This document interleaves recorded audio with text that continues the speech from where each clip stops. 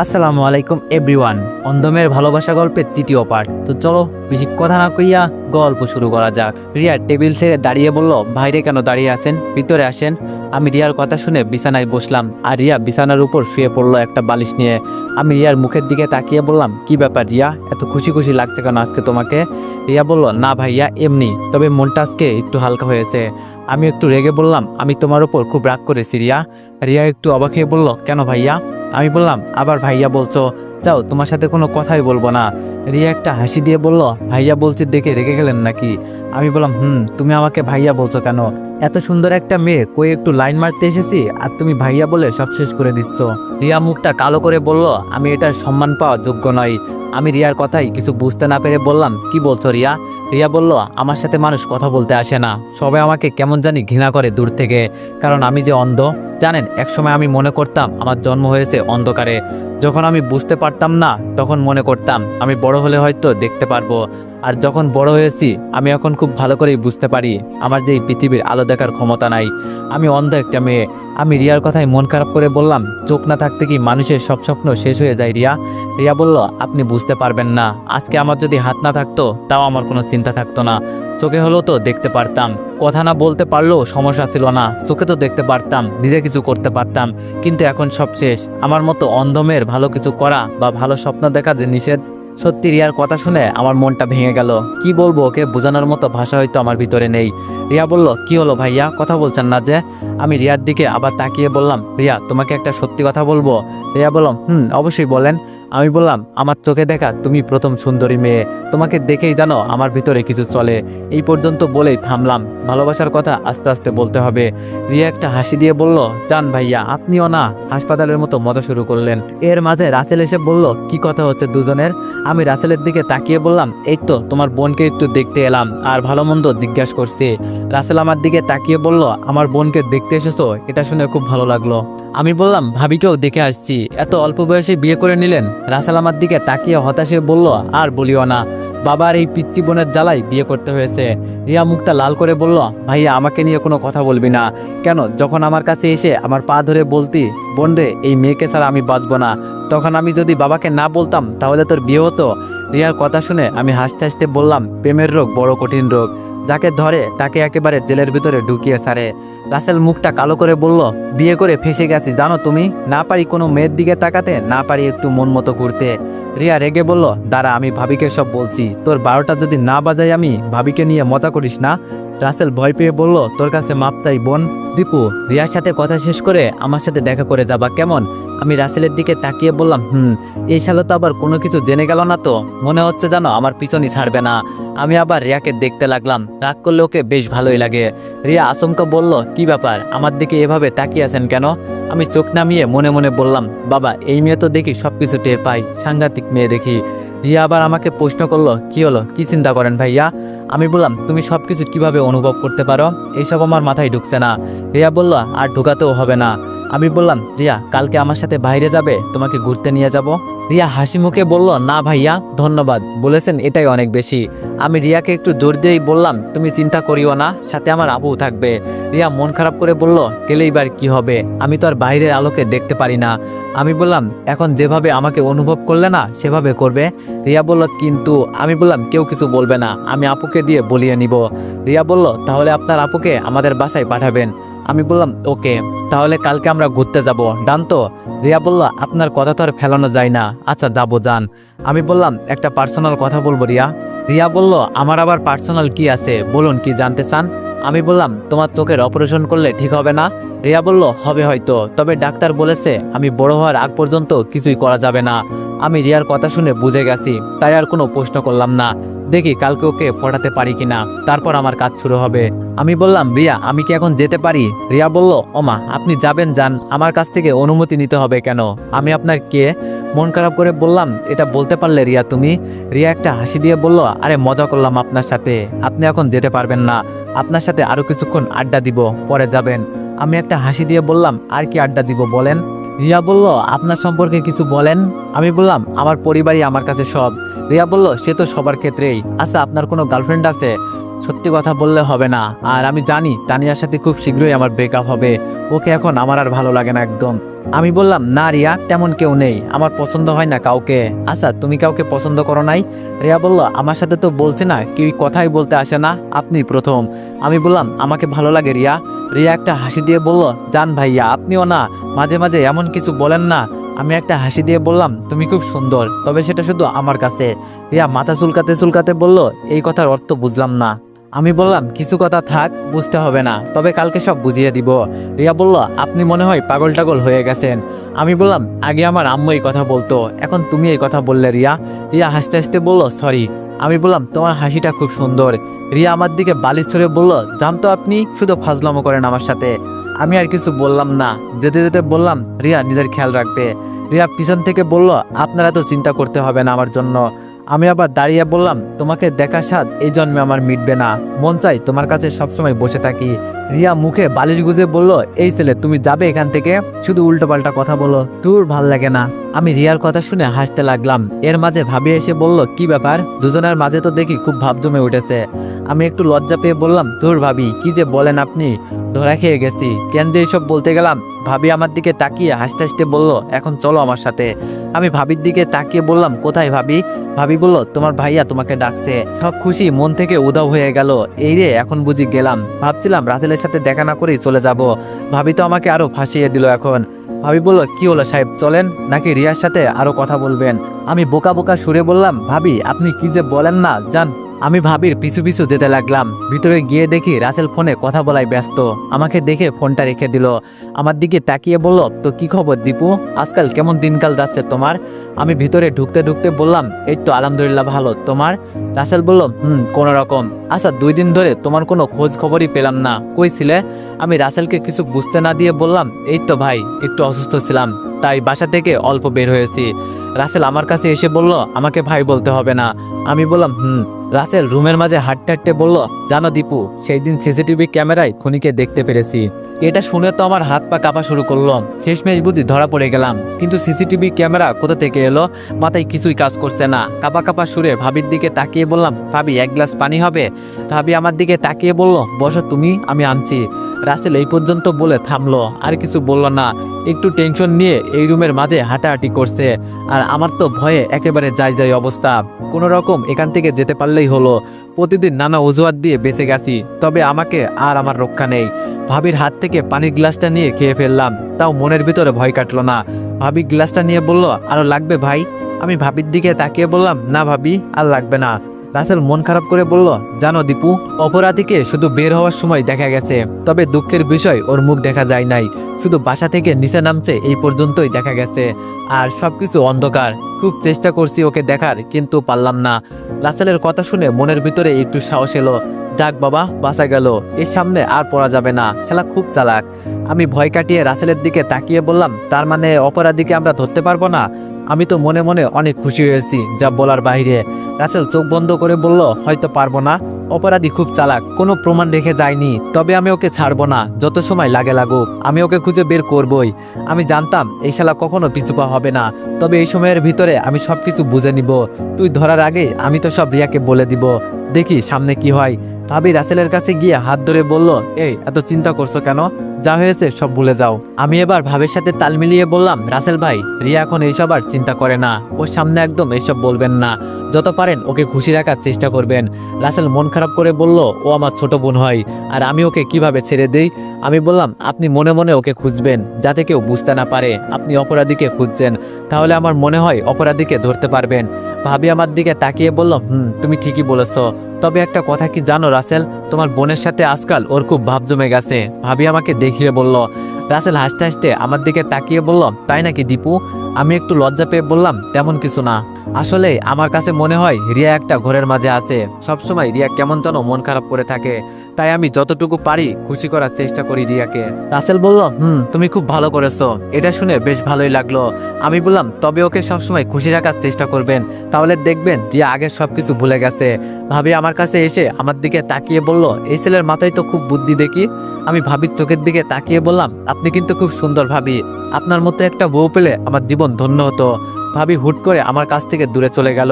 রাসেল আমার কাছে এসে বলল, খুব তো মেয়ে পটাতে পারো দেখি। আমিও মজা করে বললাম, আরে মিয়া, তুমি শুধু 1 ঘন্টার জন্য বাইরে যাও, তোমার বউকে পটিয়ে নিব এর ভিতরে। ভাবি আমার কথা শুনে হাসতে হাসতে বলল, ভাই তুই একটা জিনিসই। রাসেল ওর বউয়ের একটা হাত জড়িয়ে ধরে বলল, ভাই এমন করিস না, আমার একটা মাত্রই বউ।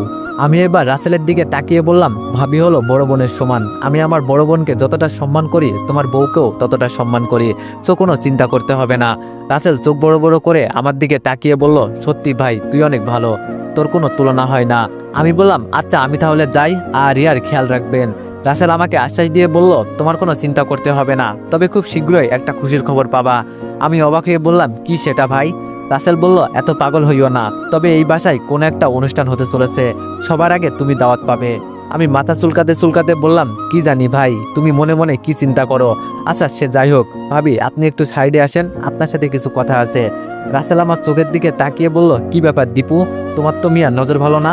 আমি মজা করে বললাম, নজর রাখো মিয়া, আজকে তোমার বউকে নিয়ে হানিমুনে যাব, তুমি মুখে আঙুল চুষতে থাকো। ভাবি হাসতে হাসতে আমার কাছে আসলো। রুম থেকে বের হয়ে ভাবিকে বললাম, ভাবি একটা কাজ করে দিতে হবে। ভাবি হাসছে আর বলছে, রিয়াকে প্রপোজ করবে নাকি, এজন্য হেল্প করতে হবে।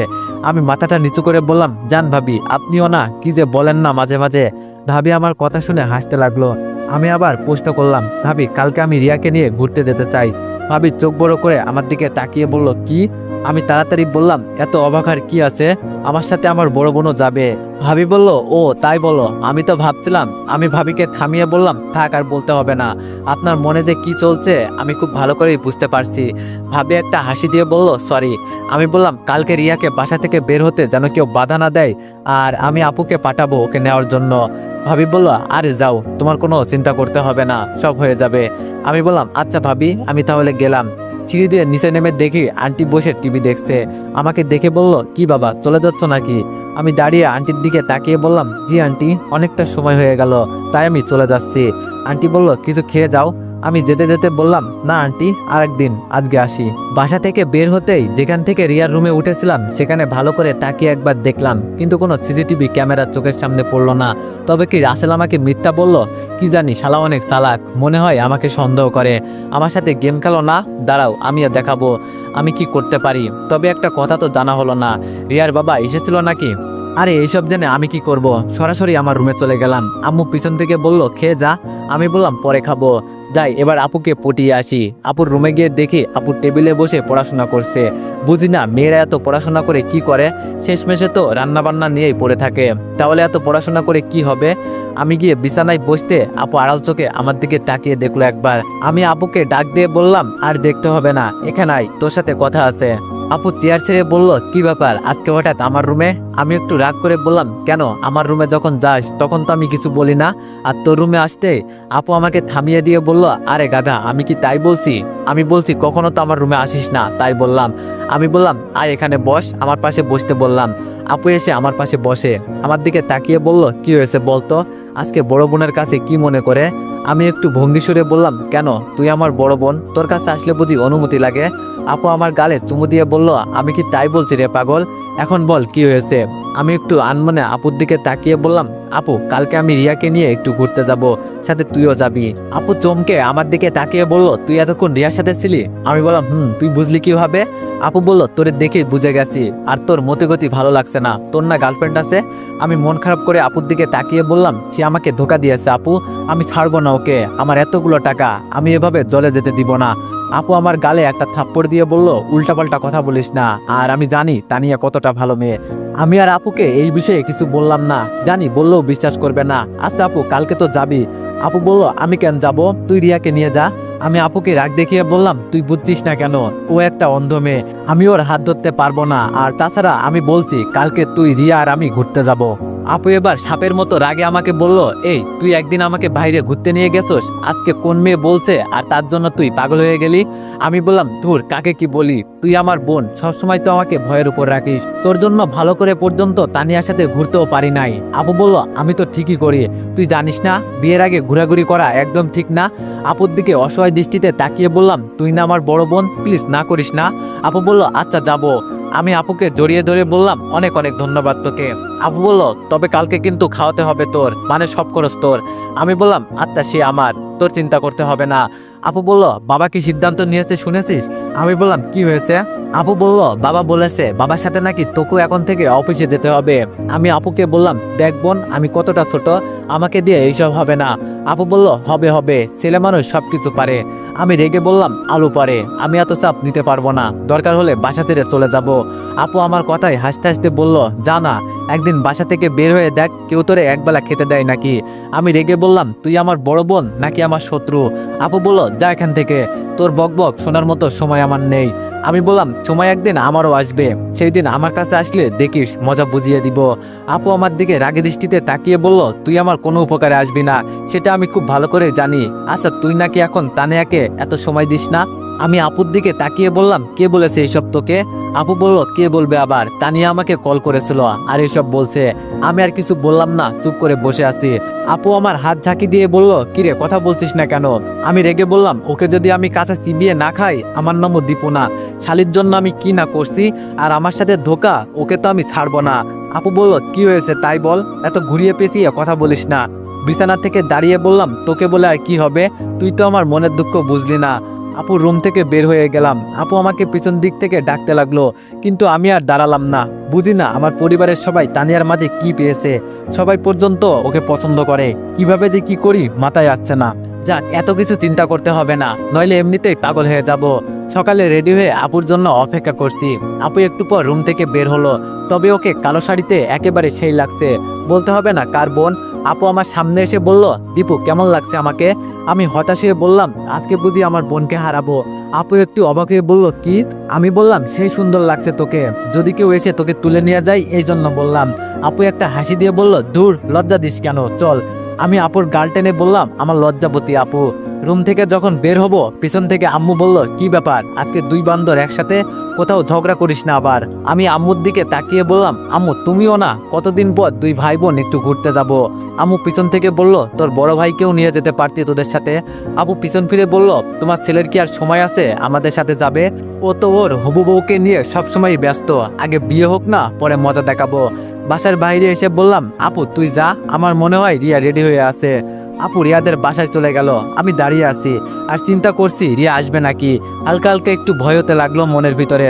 অনেকক্ষণ দাঁড়িয়ে থাকার পর দেখি আপু একা একা রিয়াদের বাসা থেকে বের হলো। এটা দেখে মনটা খারাপ হয়ে গেল। তার মানে কি রিয়া আমাদের সাথে যাবে না। কত আশা ছিল রিয়াকে নিয়ে, কিন্তু হঠাৎ করেই আপুর পেছন থেকে রিয়া বের হলো। আসলে এ কোনো মেয়ে হতে পারে না, আমার কাছে এমন মনে হচ্ছে। এত সুন্দর মেয়ে দেখলে জানো চোখ কপালে উঠে যায়, তাও আবার পরছে নীল শাড়ি, আবার চোখে চশমা, সব মিলিয়ে একেবারে একটা রাজকন্যার মতো লাগছে। কেউ ওকে বলবেই না যে ও অন্ধ। আমি তো ওকে দেখে যেন পাগল হয়ে গেছি। সত্যি আজকে আমি ওর প্রেমে পড়েছি রিয়ার রূপ দেখে। আপু আমার কানের কাছে একটু জোরে করেই বলল কিরে দীপু কই হারিয়ে গেছি। আমি আপুর কথায় একটু চমকে বললাম না আপু আসি। রিয়াকে কেমন লাগছে রে। আমি বললাম ইস আপু তোরে কি বলবো, এত এত সুন্দর লাগছে, আমি যেন পাগল হয়ে গেছি। আপু মুখটা লাল করে বলল দীপু লিমিটের ভিতরে থাক, তোর কিন্তু গার্লফ্রেন্ড আছে এটা ভুলে যাস না। রিয়া আমাদের কাছে আসলো আর এসে আপুর হাত ধরলো। আপু রিয়াকে বলল রিয়া তোমার আজকে কেমন লাগছে, এই যে আমাদের সাথে ঘুরতে যাবে। রিয়া বলল কি বলবো আপু, বলার মতো ভাষা নেই, সত্যি বাইরের আবহাওয়া অনেক সুন্দর। আচ্ছা দীপু ভাই কই। আমি বললাম এই যে রিয়া আমি এখানে আছি, আমাকে নিয়ে তোমার তো চিন্তা করতে হবে না। রিয়া মুখে হাসি রেখে বলল আপনার জন্য এতদিন পর বাইরে আসলাম, খুব খুব ভালো লাগছে, অনেক অনেক ধন্যবাদ আপনাকে। আমি বললাম যখন বলছিলাম তখন তো আসতেই চাচ্ছিলেন না। আপু বলল এই দীপু পরে কথা হবে, এখন রিক্সা ডাক দে। আমি বললাম আপু তুই আর রিয়া একটা রিক্সা দিয়ে আগে যা, আমি পিছনে পিছনে আসছি। আপু আর রিয়াকে আগে তুলে দিলাম আর আমি পিছন পিছন যাচ্ছি। তবে দূর থেকে দেখতে পাচ্ছি একটা গাড়ি আমাদের ফলো করছে মনে হয়, কিন্তু এমনটা কেন করছে, তাহলে কি কেউ আমাদের পিছু করছে, কি জানি, হতেও পারে। একটা পার্কের সামনে এসে নেমে পড়লাম। ভিতরে ঢুকে আপু বলল ফুচকা খাবো। আমি বললাম যা আমি দাঁড়িয়ে আছি, আমি এইসব আজব জিনিস খাই না, বুঝি না মেয়েরা এত কি মজা পায় এসবের মাঝে। রিয়া বলল ভাইয়া আজকে না বললে হবে না, আজকে আমাদের সাথে আপনাকেও খেতে হবে। আমি বললাম তুমি খাইয়ে দিবে রিয়া, তাহলে আমি খেতে পারি। রিয়া হয়তো আমার থেকে এই কথাটা আশা করে নাই, তবুও বেচারি মন খারাপ করে বলল ভাইয়া আমি যদি দেখতে পারতাম সত্যি আপনাকে খাইয়ে দিতাম। আমি বললাম তাহলে আমি তোমাকে খাইয়ে দিই রিয়া। রিয়া একটু লজ্জা পেয়ে বলল এইখানে কিন্তু আপু আছে দীপু ভাই, ভুলে যাইয়েন না। আপু আমার কানের কাছে মুখ দিয়ে বলল কি ব্যাপার দীপু, তোর হাবভাব তো ভালো লাগছে না, রিয়ার সাথে এত রোমান্টিক মোডে কথা বলছিস কেন। আমি বললাম তোর কাছে আর লুকিয়ে লাভ নেই আপু, আজকে তোরে একটা সত্যি কথা বলি, আমি রিয়াকে পছন্দ করি, বলতে পারিস ভালোবেসে ফেলেছি। আপু আমার দুই গালে চর বসিয়ে বলল, তোর লজ্জা করে না? এক মেয়েকে বিয়ে করার স্বপ্ন দেখিয়ে এখন আরেক মেয়ের পেছনে পড়ে আসোস। দেখ ভাই, আর ও অন্ধ একটা মেয়ে, ওকে সুখের স্বপ্ন দেখাস না, ভুলে যাস না তোর জন্য অন্য মেয়ে অপেক্ষা করছে। আমি বললাম ধুর তুই যা তো, আমার বিষয় আমি বুঝে নিব। রিয়া বলল, কি ব্যাপার, দুই ভাই বোনের মাঝে কি নিয়ে এত কথা হচ্ছে? আমি আপুর থেকে দূরে গিয়ে বললাম, কিছু না রে রিয়া। সবাই মিলে ফুচকা খেয়ে একটা বেঞ্চের উপরে বসলাম। এর মাঝে আপু বলে উঠলো, চারিদিকের আবহাওয়া কিন্তু সেই না দীপু। আমি বললাম, আপু, তবে রিয়া তোমার কেমন লাগছে? রিয়া বলল, এই তো অনেকটাই ভালো ফিল করছি, অনেকদিন পর বাইরে বের হলাম। আমাদের পরিবারের সবাই খুব নিজেদের কাজ নিয়ে ব্যস্ত থাকে, সবাই সবার মতো সময় পার করে, তাই বাসা থেকে কখনো বের হই নাই, তবে আজকে আপনাদের সাথে বের হয়েছি, খুব ভালো লাগছে। আমি হেসে বললাম, তুমি যদি চাও প্রতিদিন আমি তোমাকে এমন জায়গায় নিয়ে আসবো। আপু বলল, আমি এখানে আছি, তোর খেয়াল আছে? আমি আস্তে করে বললাম, আপু তুই একটু দূর থেকে ঘুরে আয়, আমি একটু একান্ত রিয়ার সাথে কথা বলি। আপু বলল, এটা হতে দেওয়া যাবে না, দেখ তুই আমার ছোট ভাই, সেই হিসাবে বলছি রিয়ার স্বপ্ন এমনিতেই ভেঙে গেছে, আর ওকে মিথ্যা স্বপ্ন দেখাস না প্লিজ ভাই, এসব পাগলামো বন্ধ কর, তানিয়া যদি জানতে পারে না। আমি বললাম, তুই যাবি, খালি তানিয়া তানিয়া করিস, তানিয়ার চরিত্র সম্পর্কে যদি জানতি তাহলে আজকে আর এই কথা বলতি না। আপু রেগে বলল, যা মন চাই কর, আমি যাচ্ছি, পরে যদি বিপদে পড়ে আমাকে ডাকিস না, দেখিস কি করি। তো এভরিওয়ান, নেক্সট পার্টের জন্য সবাই 500+ কমেন্ট করে দিও। ধন্যবাদ।